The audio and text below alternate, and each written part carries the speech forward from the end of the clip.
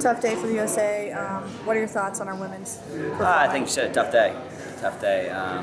We got to expect ourselves to be in those situations and be ready and prepared for being in the semifinals, down by one, and knowing and trusting the process that we can go win that.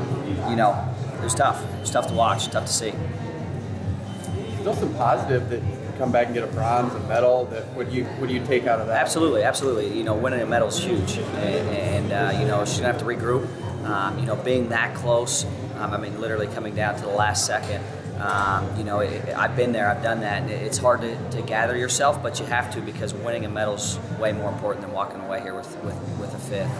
And she'll be fine. She'll be fine. I think that she's got more in the tank, and she could have won that, but it is what it is. That's why we wrestle, and but looking forward to tomorrow for her. What was your take on the call? I didn't see Slowmo, but from back here it looked like 2. But of course, you're trying to look at the clock and see it. The girl did a good job of kept wrestling. She hit her hip and popped up. It looked like. You got to expect to lose those every time we're over here. I don't think we don't see the U.S. winning very many of those calls. So, it was probably the right call. But even though I'm not going to be happy with it, no matter what. What's the message that you give to the women who are going to start their tournaments tomorrow? Don't be afraid to walk off the mat physically exhausted, all right? And worry about not wins or losses, but what your performance and doing everything to the most. They're trained to warm up for an hour and wrestle 2 matches. That's without, they're not going to be tired. But you got to trust that. You got to trust in what you put in for the last couple months, and in the years, and make sure you leave it out there. The worst feeling in the world is walking off knowing that you could have done this or could have done that.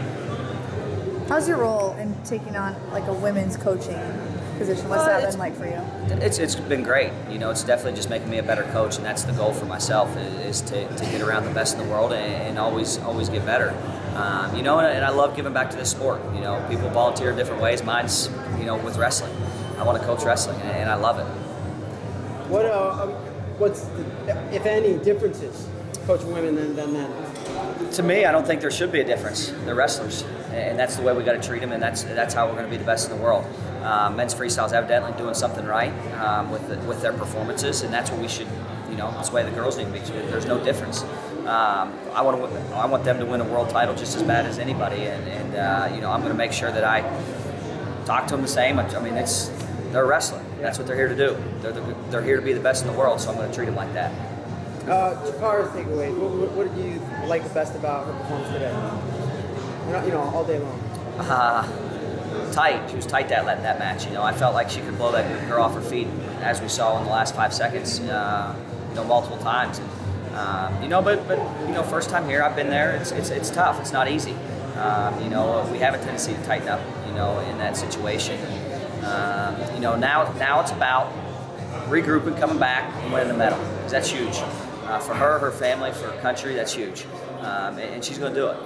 What impressed you the most today with Chikara? Just her, her ability to score on anybody in the world. She can score on absolutely everybody in the world. She just got to believe that. I still believe that she's the best in the world. And that doesn't change just because she's wrestling for bronze. I hope she feels the same way, because she's going to win a world title. Not today or tomorrow, but she will win a world title.